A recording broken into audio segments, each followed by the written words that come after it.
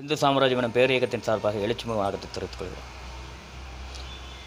தமிழக அரசிடம் ஒரு கோரிக்கையாக என்ன, தமிழக அரசு இரும்புக்கரம் கொண்டு ஒடுக்க வேண்டிய ஒரு விஷயம் என்றால், விக்கிரவாண்டி பகுதியிலே குழந்தையினுடைய எதிர்காலம் நன்றாக இருக்க வேண்டும் என்பதற்காக ஒரு தனியார் பள்ளியில் படிக்க வைக்கப்பட்ட ஒரு எல்கேஜி மாணவி அந்த பள்ளி நிர்வாகத்தினுடைய அஜாக்கிரதையான செயல்பாடுகளால் அந்த பள்ளியிலே இருக்கக்கூடிய கழிவுநீர் தேக்க கொள்ளையில் விழுந்து இறந்துருக்கிறாங்க.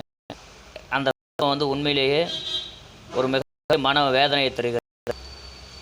குழந்தை நல்லா இருக்கும் சொல்லி சேர்த்துக்கிற பொழுது அந்த பெற்றோருக்கு அந்த குழந்தைய இறந்து போன உடலாக கொடுக்கும் பொழுது அந்த வலி உண்மையிலேயே சொல்ல முடியாத அளவுக்கு ஒரு மிகப்பெரிய வலி.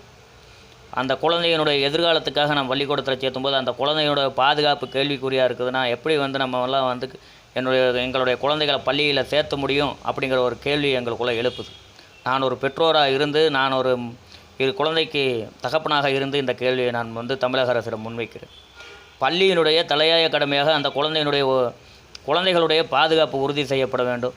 அப்படி உறுதி செய்யப்படாத தனியார் பள்ளிகளாகட்டும், அரசு பள்ளிகளாகட்டும், அதன் மீது இரும்புக்கரம் கொண்டு நடவடிக்கை எடுக்கக்கூடிய சூழலை தமிழக அரசு உருவாக்க வேண்டும் என இந்து சாம்ராஜ்யத்தின் மூலமாக கேட்டுக்கொள்கிறேன். ஏனென்றால் எங்களுடைய எதிர்காலம் எங்களது குழந்தைகள் தானே தவிர, அந்த குழந்தைகளை இழந்து விட்டு தமிழக அரசு கொடுக்கக்கூடிய நிவாரணங்கள் எங்களுக்கு எந்த வகையிலுமே உதவி செய்யாது. ஆகவே தமிழக அரசு இது போன்ற சம்பவங்களை தடுத்து நிறுத்துகிற தலையாய கடமையை மேற்கொள்ள வேண்டும் என இந்து சாம்ராஜ்யத்தின் மூலமாக வலியுறுத்துகிறோம். நன்றி.